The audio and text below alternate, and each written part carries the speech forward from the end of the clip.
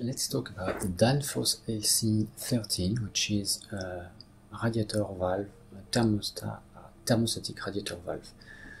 I have a Z-Wave network at home, and this one is a Z-Wave controlled thermostat. It's interesting because it creates a meshed network, and this valve I bought it about 4 years ago, and it died a few days ago, so I will unmount it to explain you how it is built. So first you can remove the mount just by pressing the valve against the mount and unscrewing it. It will press the black ring, and that will make it unmountable. Then you have the battery enclosure, so you can remove the battery. And in my case, when I plug in the battery, the backlight is just blinking once. It should be blinking more than that if it doesn't have the Z-Wave network, fast, slow. And when you press the button, it should also light, but well, basically it doesn't. So I try to reset the factory default, but it doesn't work. To do that, you have to remove one battery, press the middle button and keep it pressed, then plug the battery again and wait 5 seconds and release the button. But at the end it doesn't work, so this one is definitely dead. I don't know why. It might be the logic inside, or maybe the network part, I don't know. So I will try to unmount it. So as you can see here, you have 3 pins that you can use to unmount it, but you have also 2 rails. And despite it is not designed to be unmounted that way, it is probably easier and safer to just push, not like that, but push the small guides outside of the rails. Thus the cover can be easily removed without hurting the cover. So once you removed it, you can see that the cover is quite simple, it is empty, and then you have the one PCB immediately visible. You also have an aluminium stripe, which seems to be the antenna.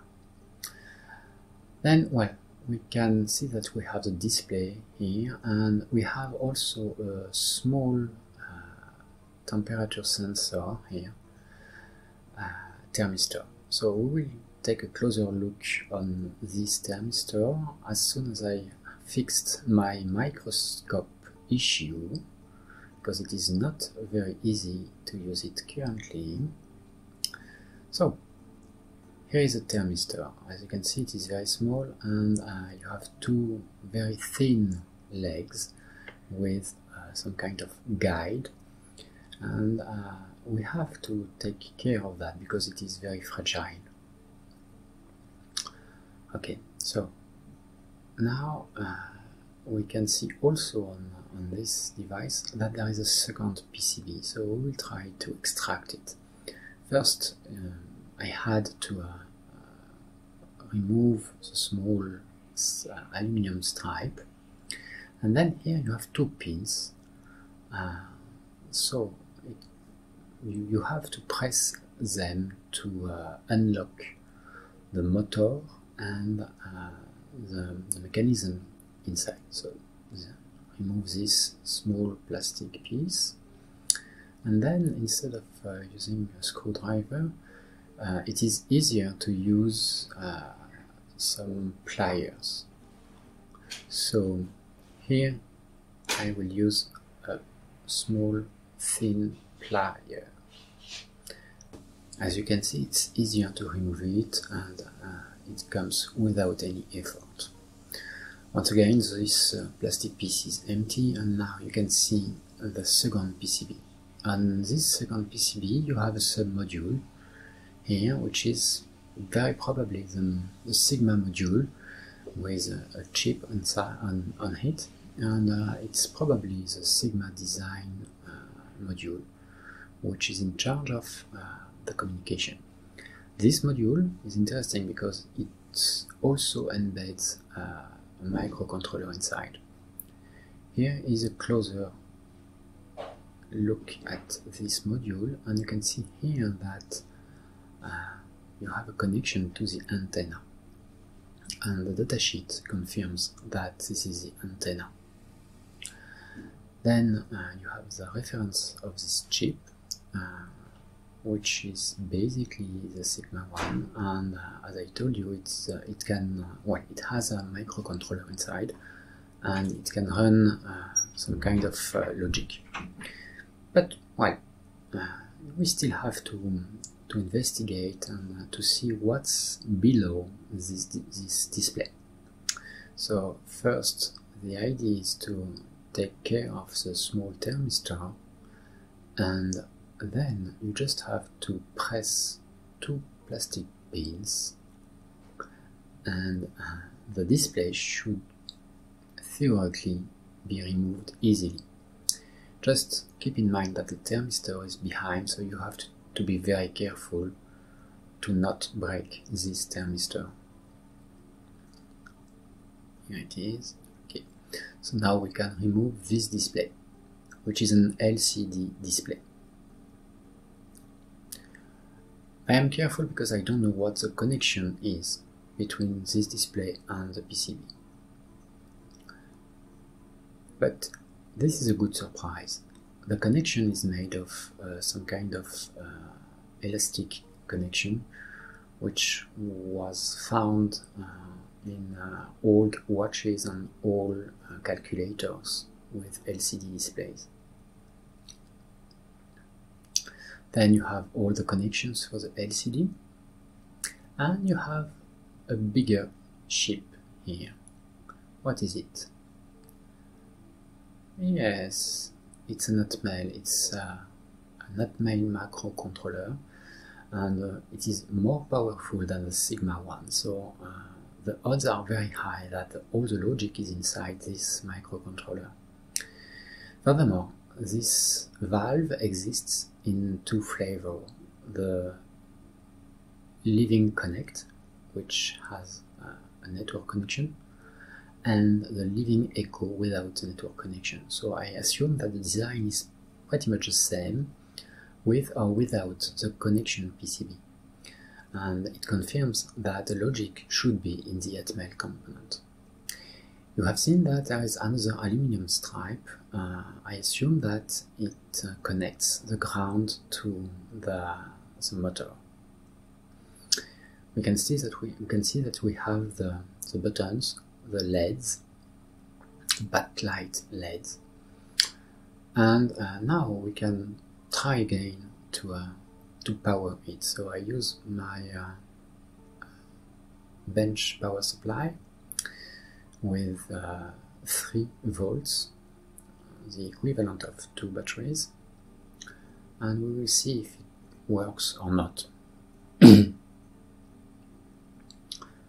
Let's connect it. Okay, it blinks, but well, no, it should remain on, and it doesn't. When I press the button, it should light also, but it doesn't. It definitely doesn't work, and I can try to execute the factory reset process once again, but I don't think that it will work.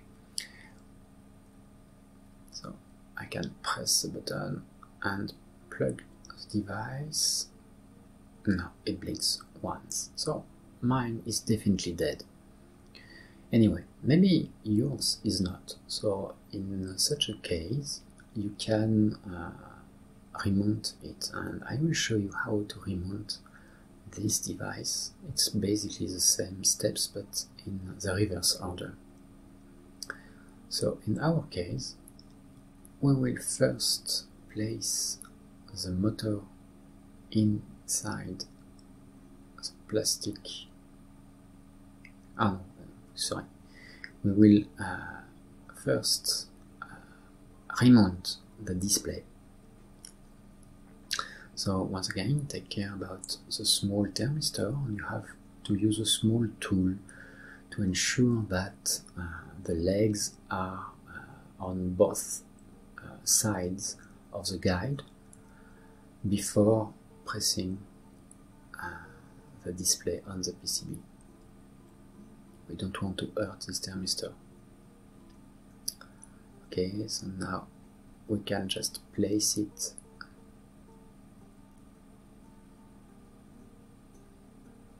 at his exact place. It's very small, but it's enough.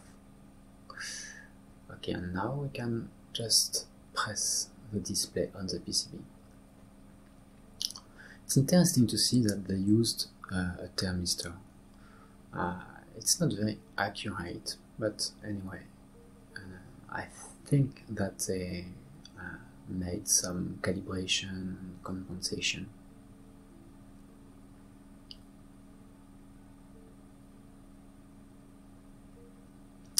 Then we can place the motor block inside the plastic box enclosure. Take care about the antenna. Now that we know that this stripe is the antenna, you just have to gently press and the two pins will just click. Here it is. Okay, so now we can place the antenna